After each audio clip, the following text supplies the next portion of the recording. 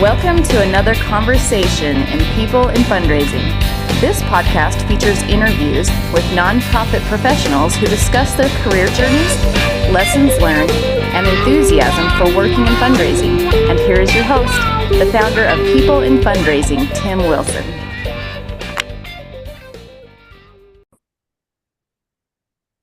Hello, everyone, and welcome to another episode in the weekly nonprofit podcast, People in Fundraising. Today is Monday, December 1st, 2025, and I am really delighted to welcome Pavel Rutherford to our conversation today. Good afternoon, Pavel. Tim, thanks so much for having me. Been looking forward to this. Yes, Pavel Rutherford here. I'm the Senior Director of Project Development at the League of Conservation Voters based in DC. It's like climate, conservation, voter rights, advocacy, C3, C4. And I'm based in Silicon Valley, spent a long time at Stanford. I still teach a course there and super excited to talk about all things fundraising. Awesome.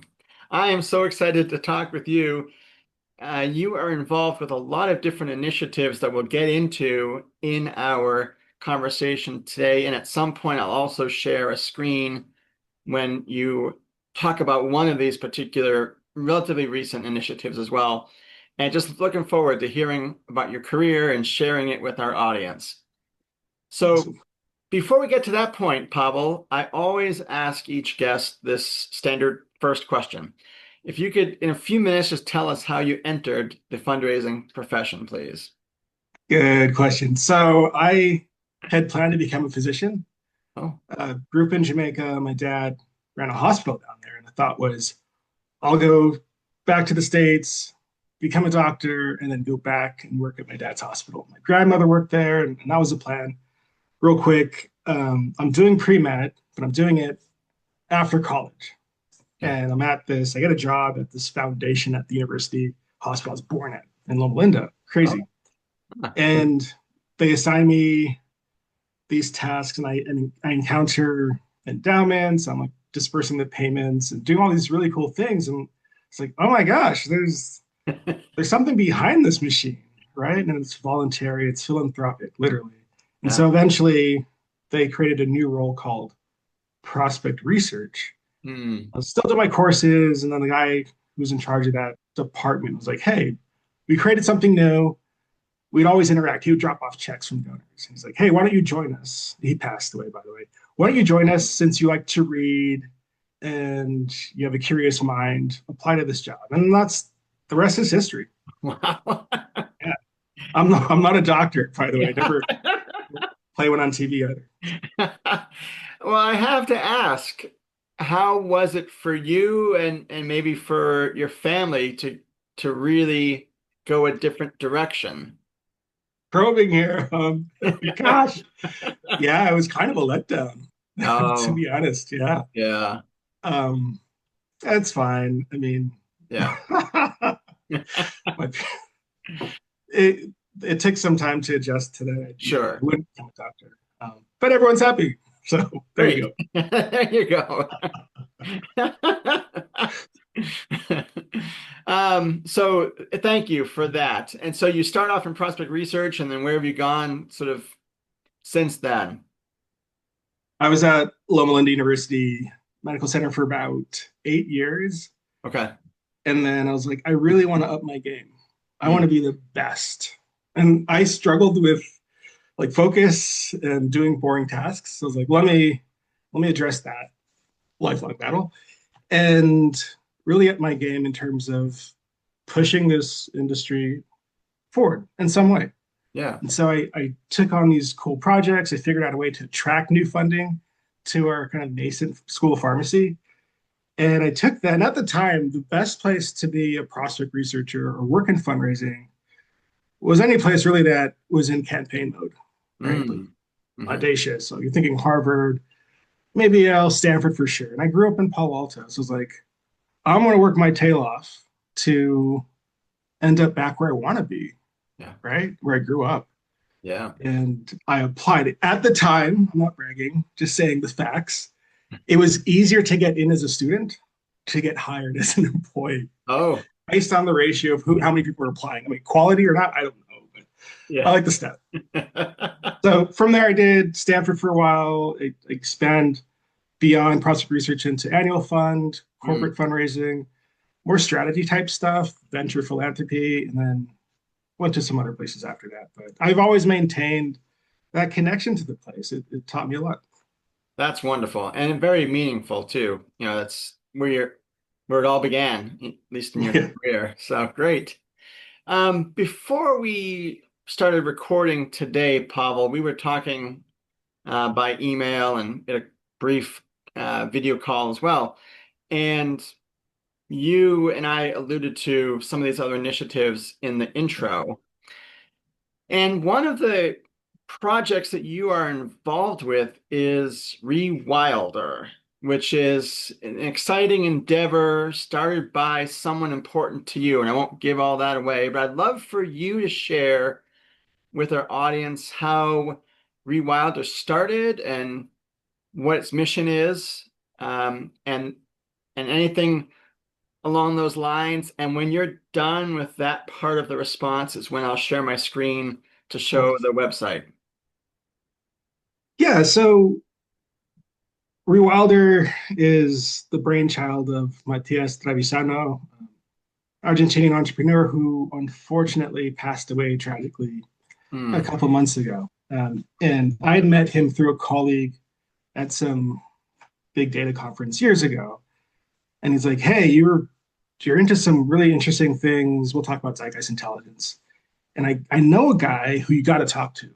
At the time, he was doing this really cool work with MIT's Hemodynamics lab, understanding purchase patterns, um, interests, zones of interest as well, based on movement. People leaving, his specific example, people leaving a Boca Juniors soccer game.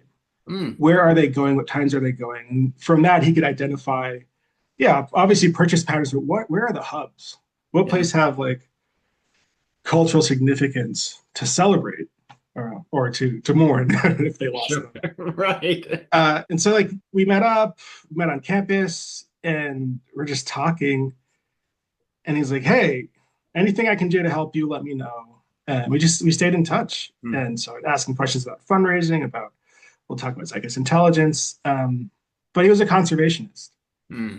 and he donated to the World Wildlife Fund, and it was like a huge gift. It was big enough, 50,000, and they gave him a mug, and he's like, Hmm.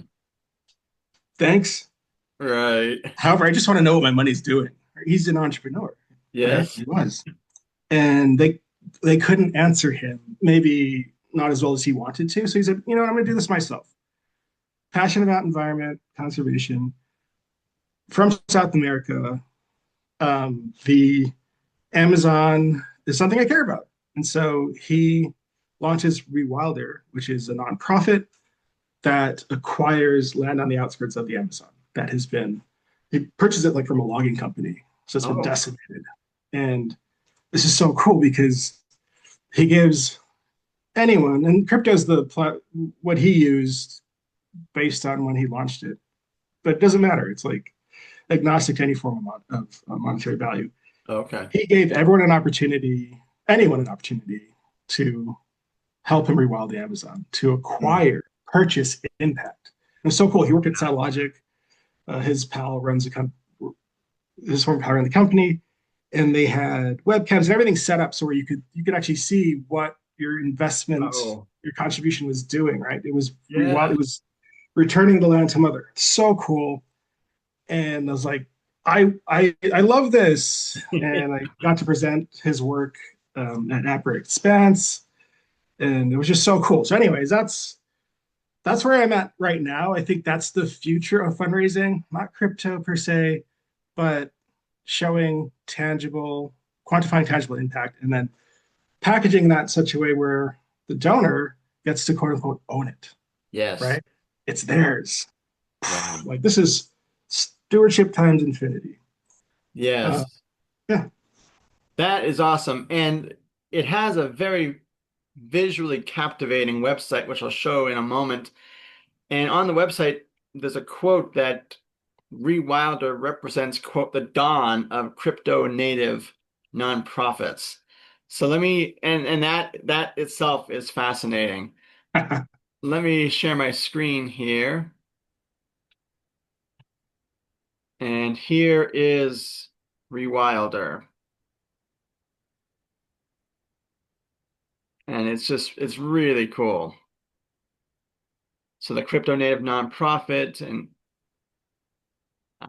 it's just fun to poke around here. And this site is live for anyone to visit.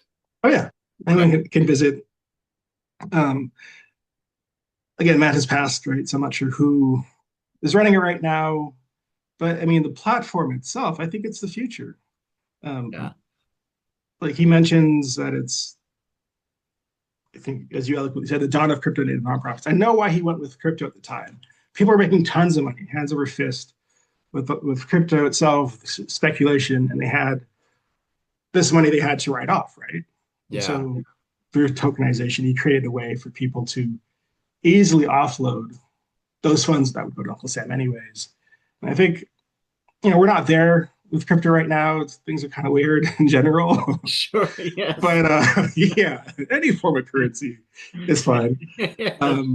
It tapped into an opportunity where you could automate the donation process, Mm, leveraging great stewardship, but just making it easier for people who would come into wealth really quickly. yes. That's awesome. Well, thank you for that explanation, Pavel, and the overview.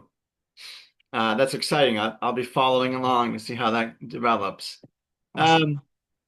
You mentioned at the beginning in your introduction, and this has ties, to Rewilder, at least in the conservation environment sense. Your work with the environmental advocacy group, the League of Conservation Voters. Mhm. Are there elements that dovetail with Rewilder? You mentioned that the league is based in DC. Yeah. Anything? Yeah. Yeah. So LCV for short, amazing place doing incredible work, right? And so, how can we have this question? I can only share so much, right? How can we make it clear to our donors, number C3 and C4? So there's a political angle to this. How can we make it super clear to them that their dollars, their donations are making an impact, Yeah. right? And so when you think of politics or elections, like canvassing might come to mind. People going door to door and knocking, right, to Oh, incentivize or encourage folk to get out the vote. Well, that's a map. Right? yeah. You can bifurcate. You can highlight certain areas that are most important. Which section of town has not been politically engaged? Right? Yes. You take that map and tell your prospective donors, hey, we want to get the word out. And we've identified these 4 or 5 areas that we need to canvass. We need to do some door knocking. Mm, Can you help us do this? Right? Can you? And it's quantifiable because that knocking on a door requires someone, a person, an FTE or part-time person, yes. to walk and knock. And there's a certain quantity of doors for them to knock on in that zone. And so Yeah. it's like we've quantified it. We've you can now you would now be able to purchase or invest in a really direct way in getting the vote out, which leads to an outcome. We could never guarantee an outcome, but we Sure. can do the things that lead to, the things we ought to do as a democracy. Yes. So that's one way we're looking at it. I work with an amazing boss who who's spearheading it and advising. She's worked in politics for a while, from Obama to whoever, father's a senator, just an amazing person, Heather Langhorse. So we're refining it, and I'm just grateful for what Matt was able to contribute. We'll see where this goes. That's great. Thank you for sharing that. Um, and again, among the many hats and plates you're wearing and juggling right now, um, you're also a freelance prospect researcher, correct? I do less of that now. I spent a lot of time with Somos el Podor, Latino nonprofit. I'm half Cuban. Totally care about my roots and what people are going through right now. Yeah. So a lot of what we do right now is pro bono. Mm, There's yeah. a nonprofit that hasn't really done fundraising from individuals, and they mainly focus on federal grants or foundation money. We know a lot of that money's dried up. And Yeah. so I do less of this now, obviously, because I'm working full time. I'll help advise them. Like, here, this is how you want to set it up, Oh, right? yeah. These are the top 10 people you should be talking to based Yeah. on, you know what I'm talking, you know the game. So Yeah. that's a lot of fun. And honestly, I think I learned a lot more from it than they do. Like, Oh. oh, what an immense cause, and here's how people are reacting to it. It's really, really cool just to Yeah. keep me up to speed on what's going on in our field. Yeah, absolutely. And Somos el Podor was founded by a longtime nonprofit leader, Armando Zumaya, who was a previous guest on this program and talked about it. Um, Sweet. G in the game, my hero. And I'm not just saying this because he's going to watch this and whatever. He is just something else. Anyways. yes, absolutely. Um, and so in the past, what types of work have you done on behalf of clients for Somos el Poder? Yeah, so it would be as simple as I need a new board because and this is like a recurring problem. No offense to any of the organizations. Um, they would probably bring on a board that doesn't fundraise or is not willing to, tap their networks for the cause. So not that they're a dead weight, that just didn't fulfill a role that is needed. I see. And so it could be, hey, can you identify a list of 20, 30 people who I should consider Oh, for a yeah. board role, right? Or it's, hey, again, we lost all our federal funding, but we have people that have benefited from, the clinic or whatever it might be. Can you create a list of 100 folk that we should reach out to? And then Armando, who's amazing, hand it off to him and he walks him through the strategy, right? Of Okay. how that gets done, right? That's like a service, it's free, that's offered to these folk. I can't think of anything else like earth shattering. Oh yeah, the funnest part is like talking about their organization's mission Mm, or the narrative, right? yeah. That could compel others to consider them as an option to donate to. That's fun. Like, hey, you're sitting on a gold mine. Yes. Like, this is how you leverage, linguistic tools to just make it more clear how to generate resonance with an emerging group of donors. Mm, very cool. That ties into Zeitgeist Intelligence, by the way. Well, I don't mean to. I'm not trying to host this. I'm just like, just comes naturally to me. well, what comes naturally to me as the host is as guests are talking, I often am listening for like a keyword or a sentence or phrase I can refer to later. And you mentioned earth shattering earlier. And as I was reading about Zeitgeist Intelligence, to me that is earth shattering. So, what can you share about what Zeitgeist Intelligence is? I hadn't heard of it before. I'm probably not the only one, so I just would love to be enlightened by that. This is all right. So it's not a company or anything. It's a concept that I've been Yeah. toying with for a long time. You only have so much time when you're working full time, right? So I try and embed it in my work just to up the game and the offering as a whole. Zeitgeist Intelligence.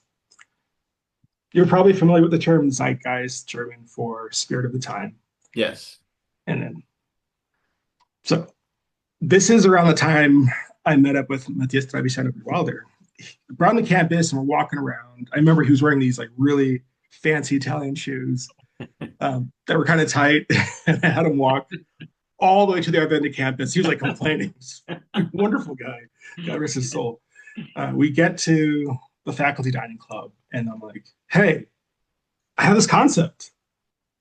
What am I doing wrong here? Well, like, does this make sense to you? It's like, yes, it does. But you have to give it a name that is not just catchy, but a name that is maybe evocative and foretells its capacity, future capacity to do amazing things. And he's like, look.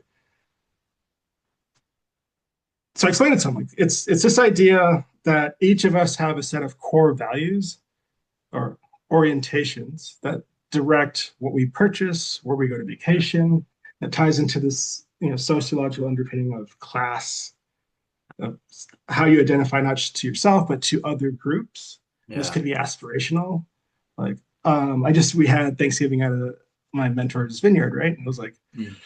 really good wine from like great winemakers and Napa and beyond. And so that's a tell, Yeah. right?